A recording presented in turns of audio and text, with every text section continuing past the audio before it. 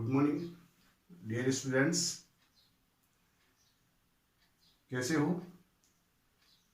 मैं मदन परिहार IPS school. हमने पिछले वीडियो में मैं लेकर आया था कि आचार्य दंडी के अनुसार जो अलंकार शब्द थे वो 3 प्रकार से हमने लिए थे। पहला शब्दालंकार, दूसरा अर्थालंकार और तीसरा उभय अलंकार। उन्हीं अलंकारों में अपने पास में जो शब्दालंकार के अंतर्गत आने वाले जो अलंकार थे, अनुप्रास, यमक, श्लेष, उसका हमने ठीक ढंग से उसका विश्लेषण किया, वर्णन किया और उदाहरण के माध्यम से हमने उसको समझने का प्रयास किया। आज इस कक्षा में मैं आपके लिए लेकर आया हूं अर्थालंकार और अर्थालंकार के अंतर्गत आने वाले अलंकार जो कौन कौन से हैं। आपको बताया था कि अर्थालंकार के अंतर्गत आने वाले जो अलंकार थे, पहला था अपने पास उपमा अलंकार, दूसरा है रूपक अलंकार और तीसरा है उत्प्रेक्षा अलंकार। इसे अलंकारों में हम पहला जो अलंकार का यहां हम अध्ययन कर रहे हैं वो है अपने पास में उपमा अलंकार। उपमा अलंकार को सबसे पहले हम इसको लक्षणों के आधार पर समझने का प्रयास करते हैं कि उपमा शब्द क्या है। उपमा शब्द को लेकर देखते हैं तो उपमा है यानी समान गुणधर्म के आधार पर जहां 2 भिन्न पदार्थों की तुलना करते हैं, वो तुलना करने वाला भाव क्या कहलाता है? तुलना करने वाला भाव कहलाता है उपमा। अर्थात हम इसको लक्षणों के आधार पर ले सकते हैं कि जहां 2 भिन्न पदार्थों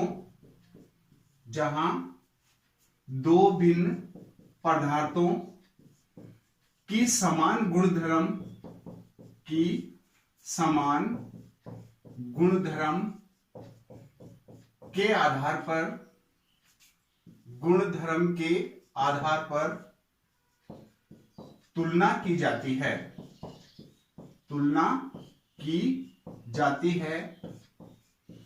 वहां उपमा अलंकार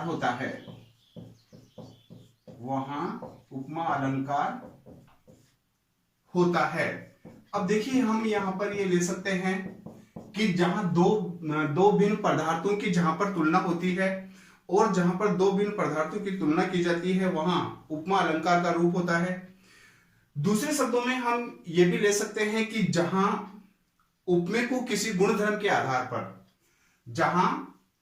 अब देखिए यहां पर दूसरे शब्दों के आधार को लेते हैं तो यहां पर ले सकते हैं कि जहां किसी उपमेय को, अब देखिए यहां पर अपने पास में समझने वाला जो टॉपिक है वो है यहां पर उपमेय। तो जहां किसी उपमेय को गुणधर्म के आधार पर, अब यहां पर देखिए कि बार बार ये शब्द आ रहा है गुणधर्म के आधार पर उपमान के समान। अब यहां पर हम ले सकते हैं उपमान के समान जहां तुलना की जाती है वहां उपमा अलंकार का रूप होता है, वहां उपमा अलंकार का रूप माना जाता है या वहां उपमा अलंकार होता है। अब देखिए यहां पर अपने पास में 2 शब्द आ गए, ठीक है। दोनों शब्दों के आधार को लेते हैं तो पहला शब्द है अपने पास में उपमेय और दूसरा शब्द है अपने पास में उपमान। अब यहां पर उपमेय क्या है और उपमान क्या है? तो उपमेय है कि यहां पर आपको बताया था उपमेय कहलाता है हमेशा सामान्य पदार्थ, ठीक है। और दूसरा यहां पर जो इसी का रूप है वो क्या है? उपमान है विशिष्ट पदार्थ, अर्थात जिसकी तुलना जहां पर की जाती है वह रूप तो कहलाता है उपमेय और जिससे हम तुलना करते हैं वह तुलना करने वाला भाव कहलाता है उपमान। अब यहां उपमा अलंकार को समझने के लिए इसमें वाचक शब्द चलते हैं और वाचक शब्द के आधार पर हम उपमा अलंकार को समझ सकते हैं, जिसको हम यहां पर कह सकते हैं उपमावाचक शब्द, जिसे हम क्या कह सकते हैं? उपमावाचक शब्द। अब उपमावाचक शब्द काव्य में जहां पर भी होते हैं उसके आधार पर हम समझ सकते हैं कि वहां उपमा अलंकार का प्रयोग हुआ है। उपमावाचक शब्दों के अंतर्गत आने वाले हैं सा, समान, सरिस, सदृश, जिम्मी, इव आदि। ये आदि उपमावाचक शब्द कहलाते हैं। उपमावाचक शब्द कहलाते हैं। अब यहां पर देखिए कि ये उपमावाचक शब्द अगर यहां पर कहलाते हैं तो किसी भी काव्य में या किसी भी छंद में जब अलंकार का समावेश होता है अर्थात उपमा का जब समावेश होता है तो उसको समझने के लिए हम जहां उपमा के प्रमुख रूप इसके जो लक्षण हैं वो तो यहां पर काम करते ही करते हैं, साथ ही साथ उपमा अलंकार के अंतर्गत इसमें अंग आते हैं अर्थात जिसको हम आसानी से ये समझ सकते हैं कि उपमा अलंकार के अंग। अब उपमा अलंकार के अंगों को अगर लेते हैं तो यहां पर उपमा अलंकार के अंग को अगर आधार बनाते हैं तो उपमा अलंकार के यहां अंग 4 होते हैं। अब यहां पर देखिए कि चारों अंगों के आधार पर हम आसानी से उसको समझ सकते हैं कि उपमा अलंकार के यहां पर जो 4 अंग हैं ये चारों अंग मिलकर के ही क्या करते हैं, उपमावाचक, उपमेय और उपमान दोनों की तुलना के भाव का यहां पर प्रदर्शन किया जाता है। इसमें जो पहला हम अंग ले सकते हैं, पहला अंग होता है यहां उपमेय। अब उपमेय के रूप को लेते हैं तो उपमेय क्या है, यानी जिसकी तुलना की जाए। यहां पर ले सकते हैं जिसकी तुलना की जाए, तो जहां पर जिसकी तुलना की जाती है वहां पर तो होता है उपमेय। दूसरा इसका जो अंग होता है वो होता है उपमान। उपमान होता है जिससे तुलना की जाए, जिससे तुलना की जाए। अब यहां पर देखिए कि दोनों के अगर आधार को लेते हैं तो इसका मतलब यहां पर जो अपने पास में उपमेय है जिसकी तुलना की जाए।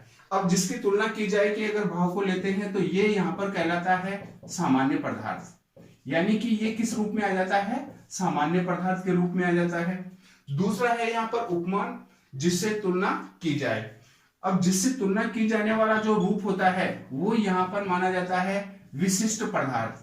इसका मतलब एक हो गया यहां पर सामान्य पदार्थ और दूसरा हो गया विशिष्ट पदार्थ।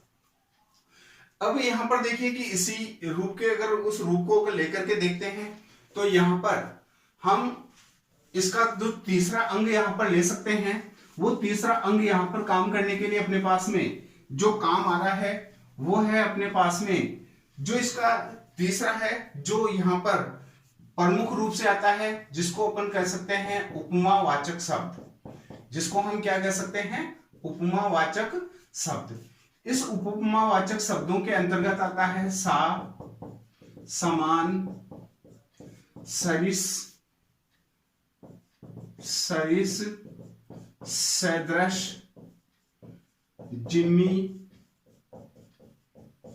इव आदि।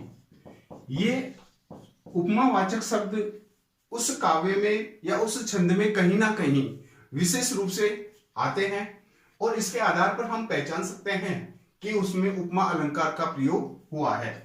इसका जो चौथा अंग यहां पर काम करता है वो करता है समान गुणधर्म। अब यहां पर देखिए कि समान गुणधर्म के आधार को अगर लेते हैं तो समान गुणधर्म के आधार पर क्या है, यानी कि देखना हमें यह है कि ये समान गुणधर्म क्या है।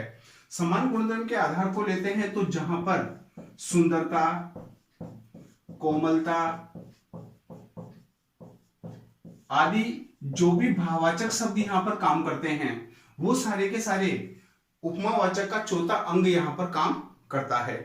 अब यहां पर इन चारों अंगों के आधार को लेकर के हम एक अलग अलग उदाहरणों के माध्यम से ले सकते हैं, लेकिन इससे पहले हमें यह देखना है कि उपमा अलंकार को पढ़ने के लिए पहले इसका जो लक्षण है वो लक्षण क्या कहता है कि जहां दो भिन्न पदार्थों की समान गुणधर्म के आधार पर तुलना की जाती है, अर्थात दूसरे शब्दों में हम ये भी कह सकते हैं कि जहां उपमेय को किसी गुणधर्म के आधार पर उपमान के समान होना बताया जाता है, वहां उपमा अलंकार का रूप माना जाता है।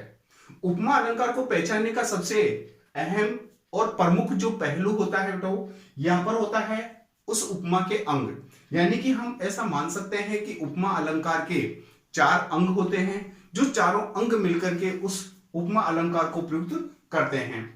उपमा अलंकार के चारों अंगों में पहला होता है उपमेय। अब यहाँ पर क्या है, उपमेय क्या है, यानी कि जिसकी तुलना की जाए, यानी कि जिसकी तुलना की जाती है वो एक सामान्य पदार्थ के रूप में आता है, जिसे हम इसमें यहाँ उपमा अलंकार के अंतर्गत हम उसको उपमेय नाम दे सकते हैं।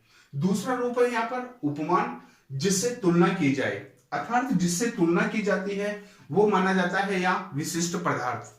इसका मतलब पहला अंग यहाँ पर जो काम कर रहा है वो उपमेय काम करता है, दूसरा अंग यहाँ काम करता है वो उपमान करता है, तीसरा यहाँ पर जो अंग काम करता है वो है उपमावाचक शब्द। अब उपमावाचक शब्द यानी कि सा, समान, सरिस, सदृश, जिम्मी, इव आदि ये उपमावाचक शब्द होते हैं, जो कहीं ना कहीं किसी ना किसी रूप में ये चारों अंग मिलकर के उस छंद में काम करते हैं, अर्थात वहां पर उपमा अलंकार के रूप को प्रयुक्त करते हैं। चौथा जो इसका अंग यहां पर काम करता है वो होता है समान गुणधर्म, अर्थात समान गुणधर्म के आधार को अगर लेते हैं तो वहां सुंदरता, कोमलता, ठीक है, ऐसे भाववाचक जो शब्द जहां पर भी प्रयुक्त होते हैं वो उपमा अलंकार का चौथा अंग यहां पर काम करता है। अब देखिए हम इसको एक अलग अलग उदाहरणों के माध्यम से अगर लेते हैं, मान लीजिए उदाहरण है अपने पास में चंद्रमा सा कांतिमय मुख रूप दर्शन है तुम्हारा। अब यहां पर देखिए कि इस उदाहरण के माध्यम से हम देख सकते हैं कि इसमें कौन सा अलंकार प्रयुक्त हुआ है। अब सबसे पहले देखिए कि इस उदाहरण के माध्यम से हम लेकर के देखते हैं, तो पहला है कि यहां पर किस समान गुणधर्म के आधार पर तुलना की जा रही है। अब यहां पर तुलना करने वाले भाव को अगर लेते हैं तो यानी कि किसकी तुलना यहां पर किससे की जा रही है। एक यहां पर दूसरा रूप, यहां पर इसका पहचानने का दूसरा कारण हम ये ले सकते हैं कि इसका मतलब कहीं ना कहीं यहां उपमा अलंकार के चारों अंगों का सुंदर प्रयोग हुआ है। अब चारों अंगों का यहां पर सुंदर प्रयोग हुआ है, तो वो चारों अंग यहां पर कौन कौन से हैं। अब यहां पर देखिए कि सबसे पहले इसको पहचानने का सबसे अच्छा तरीका है कि हम उपमावाचक शब्द की ओर पहले ध्यान दें।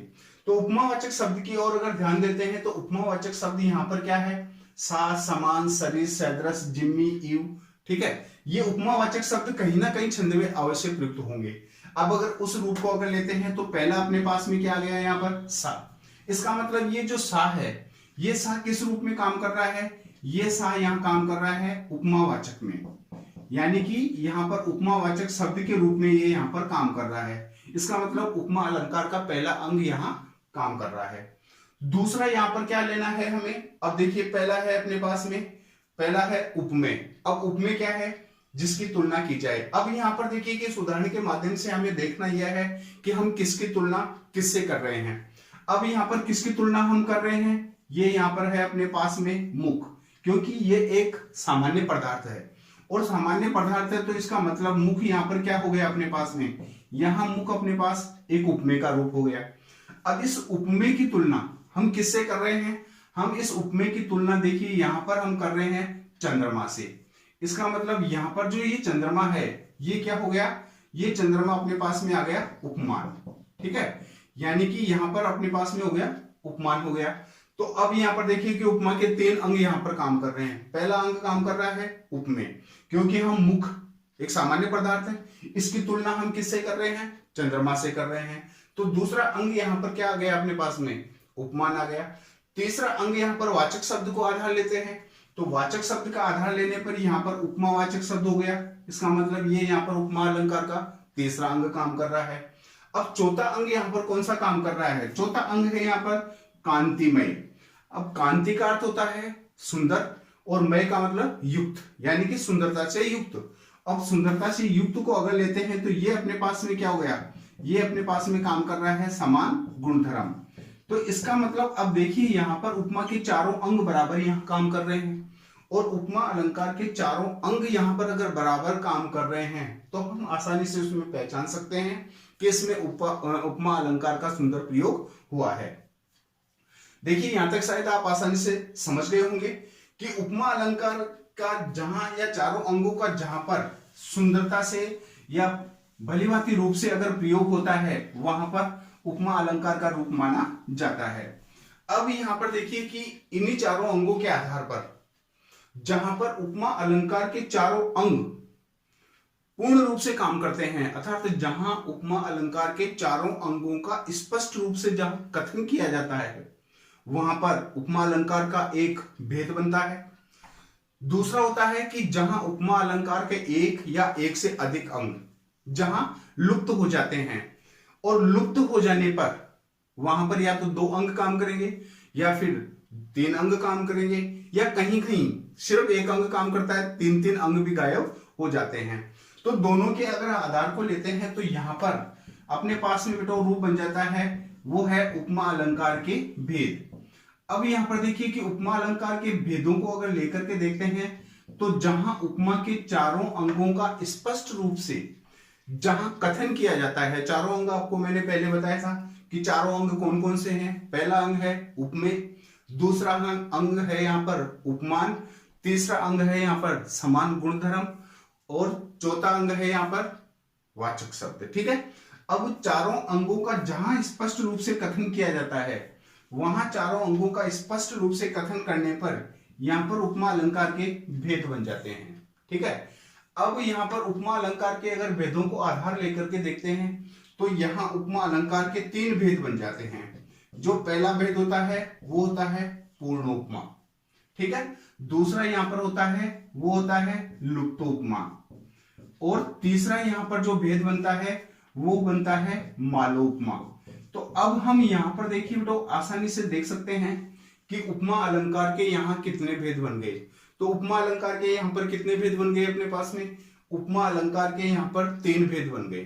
पहला है पूर्ण उपमा, दूसरा है लुप्तोपमा, और तीसरा है मालोपमा। अब यहां पर तीनों भेदों का अगर आधार लेकर के देखते हैं तो पहला अपने पास में जो आधार है वो क्या है? पूर्ण उपमा। अब देखिए कि थोड़ा मैं इस पर स्पष्ट थोड़ा कथन कर देता हूं कि पूर्णोपमा क्या है? जहां उपमा अलंकार के चारों अंगों का स्पष्ट रूप से कथन किया जाता है, या जहां उपमा अलंकार के चारों अंगों का स्पष्ट रूप से कथन होता है, वह रूप तो क्या कहलाता है? पूर्णोपमा कहलाता है। लुप्तोपमा कहां होता है? कि जहां उपमा के चारों अंगों का स्पष्ट रूप से कथन न किया गया हो, या जहां उपमा के एक या एक से अधिक अंग जहां लुप्त हो जाते हैं, वहां लुप्तोपमा अलंकार का रूप माना जाता है। अब यहां पर देखिए कि हम अलग अलग उदाहरणों के माध्यम से अगर यहां पर लेकर के देखते हैं तो यहां पर जैसे उदाहरण है अपने पास में, प्रातः नभता बहुत नीला शंख जैसे, 12वीं क्लास का अध्याय है जो यहां पर लिया गया है। तो प्रातः नभ था बहुत नीला शंख जैसे। अब यहां पर देखिए कि इस उदाहरण के माध्यम से हम देख सकते हैं कि इसमें कौन सा अलंकार हो सकता है। अब प्रातः नभ था नीला शंख जैसे, अब ये जैसे शब्द अगर यहां पर आ गया तो इसका मतलब जैसे को देखते ही यहां पर उपमावाचक शब्द है, और उपमावाचक शब्द के आधार को अगर लेते हैं तो इसका मतलब वहां पर उपमा अलंकार का प्रयोग हुआ है। ठीक है, तो अब यहां पर चारों अंगों का स्पष्ट रूप से कथन हुआ है। तो जहां उपमा अलंकार के चारों अंगों का स्पष्ट रूप से कथन होता है, वहां पूर्ण उपमा अलंकार का रूप माना जाता है। अब यहां पर लुप्तोपमा के आधार को लेते हैं तो जहां उपमा के चारों अंगों में से 2 या 2 से अधिक अंग का स्पष्ट रूप से कथन न किया जाए, वहां पर क्या होता है? वहां पर लुप्तो उपमा अलंकार का रूप माना जाता है। अब देखिए कि इसी को अगर हम आधार लेकर के अगर इसको आगे पढ़ते हैं तो पहला अपने पास में यहां पर जो उपमा अलंकार के भेदों के अंतर्गत आने वाला जो प्रमुख अपने पास में भेद है, वो प्रमुख भेद कौन सा है? वो प्रमुख भेद है अपने पास में, पहला हम इसको देखिए स्पष्ट रूप से इसका अपन अध्ययन करके देखते हैं। तो पहला अपने पास में क्या है? पूर्णोपमा। अब यहां पर देखिए कि पूर्णोपमा अलंकार को अगर लेते हैं तो पूर्णोपमा अलंकार क्या है? जहां उपमा अलंकार के चारों अंगों का स्पष्ट रूप से कथन किया जाए, वहां कौन सी उपमा मानी जाती है? वहां पर पूर्ण उपमा अलंकार माना जाता है। जैसे अब यहां पर देखिए कि हम उदाहरण से देख सकते हैं, राम लखन सीता सहित सोहत, पर्ण निकेत, पर्ण निकेत, जिम्मी, बस, बासव, अमरपुर, सची जयंत समेत, सची जयंत समेत। अब यहां पर देखिए बेटो, इस उदाहरण के माध्यम से हम देख सकते हैं कि यहां उपमा अलंकार के चारों अंगों का स्पष्ट रूप से कथन किया गया है। और स्पष्ट रूप से कथन करने के कारण अब हमें यहां पर देखना है कि चारों अंग कौन कौन से हैं। पहला अंग है अपने पास में उपमेय। उपमेय क्या है? उपमेय क्या है? जिसकी तुलना की जाए। अब यहां पर देखिए कि राम, लखन, सीता, इसका मतलब राम, लखन, सीता, ये तीनों मिलकर के किस रूप को प्रयुक्त कर रहे हैं? ये तीनों मिलकर के उपमेय को प्रयुक्त कर रहे हैं। इसका मतलब उपमा अलंकार का पहला अंग यहां काम कर रहा है।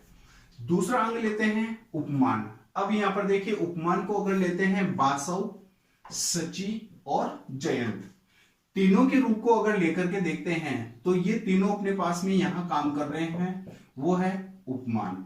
क्योंकि बासव, बासव शब्द का अर्थ ले सकते हैं हम यहां इंद्र, यानी कि अब देखिए राम की तुलना इंद्र से कर रहे हैं, लखन की तुलना हम जयंत से कर रहे हैं, सीता की तुलना हम इंद्र की पत्नी सची से कर रहे हैं। तो इसका मतलब पहला अंग अपने पास में उपमेय काम कर रहा है, दूसरा अंग यहां बेटा काम कर रहा है उपमान।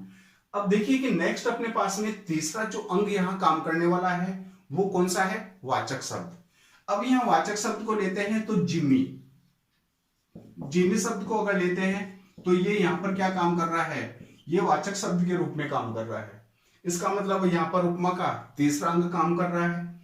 अब यहां पर देखिए अपने पास में क्या है? चौथा अंग। और चौथा अंग कौन सा है? वो है समान गुणधर्म। अब समान गुणधर्म के आधार को लेते हैं तो यहां पर सोहत, पर्ण निकेत।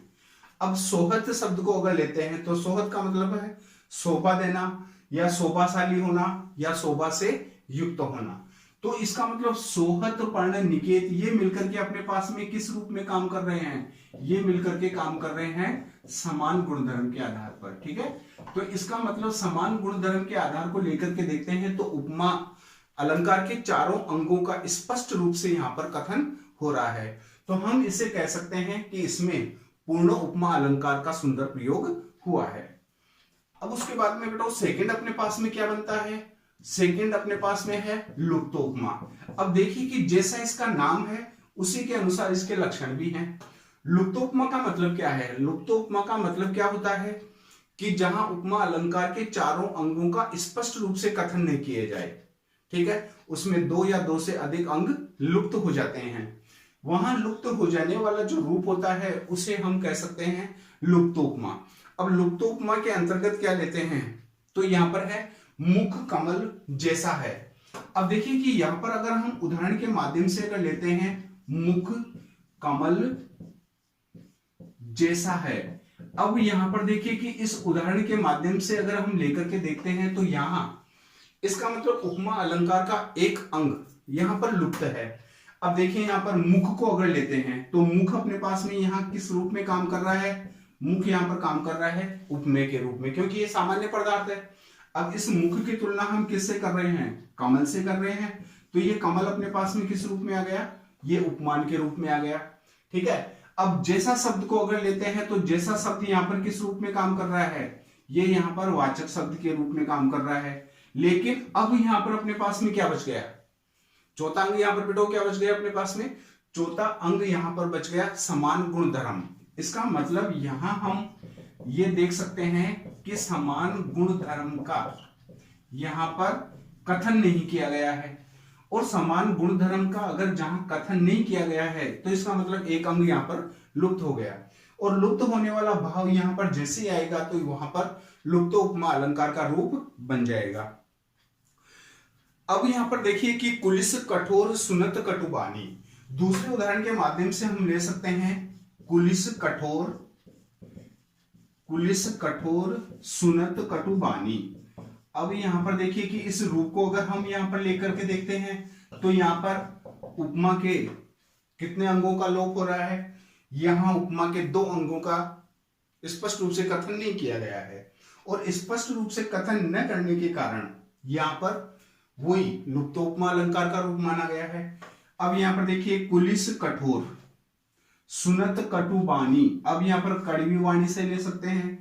कुलिस कठोर यानी परसे के समान कठोर वाणी को सुन करके वो बोले, लेकिन अब यहां पर किसके समान क्या वाणी है, तो इसका मतलब यहां पर एक जो शब्द है वो एक अंग जो लुप्त है वो यहां पर एक तो वाचक शब्द है, दूसरा यहां पर है समान गुणधर्म, केवल यहां उपमेय और उपमान है।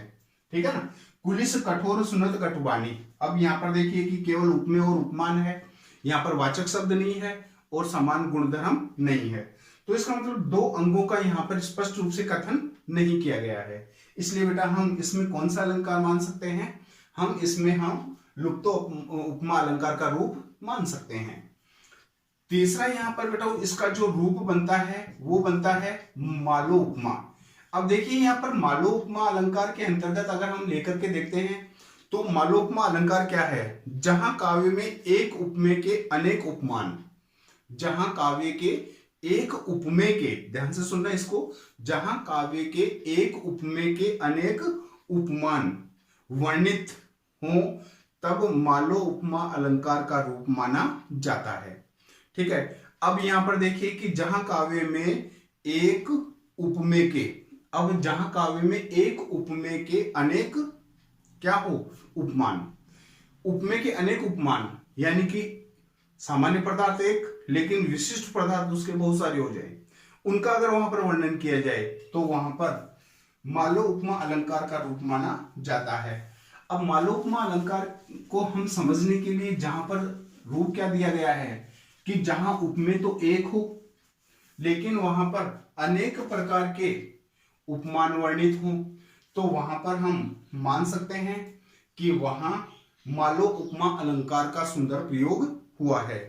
जैसे उदाहरण के माध्यम से अगर लेते हैं, मुख है सुंदर चंद्र सो। अब देखिए यहां पर है मुख, मुख सुंदर, अब यहां पर क्या है अपने पास में, मुख है सुंदर चंद्र सो, मुख है सुंदर चंद्रसों। अब यहां पर देखिए चंद्रसों यानी चंद्रमा के समान, फिर है कोमल कमल समान। अब यहां पर क्या है, कोमल कमल समान। अब यहां पर हम ले सकते हैं कोमल, फिर हो गया कमल और फिर है समान। अब देखिए बेटो इसके अगर आधार को लेते हैं तो यहां पर मालो उपमा लक्षण क्या कर रहा है, ये कह रहा है कि एक तो क्या हो बेटा उपमेय हो, ठीक है, लेकिन इसमें बहुत सारे उपमानों का वर्णित भाव हो, बहुत सारे उपमानों का वर्णित भाव हो या वर्णित हो, वहां पर हम मालो उपमा अलंकार का रूप मान सकते हैं। अब यहां पर देखिए मुख है सुंदर चंद्रसो। अब ये है मुख, एक अपने पास में उपमेय है, ये अपने पास में क्या है केवल उपमेय।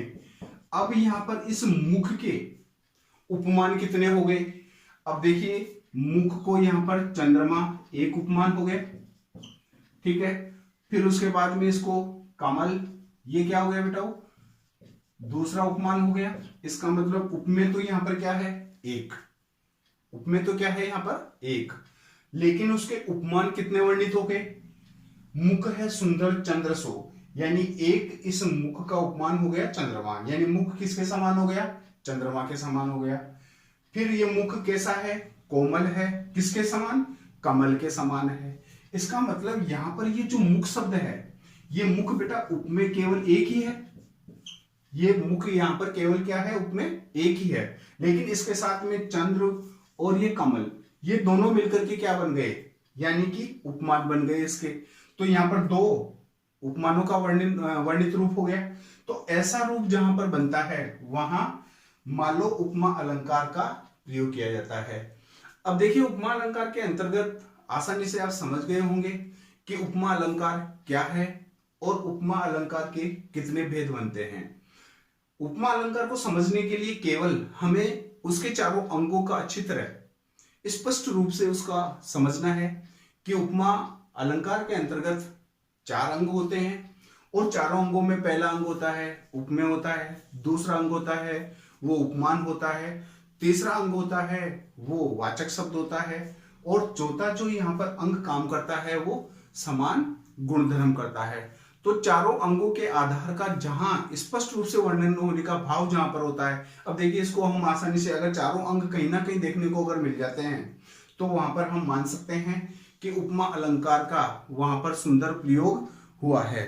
और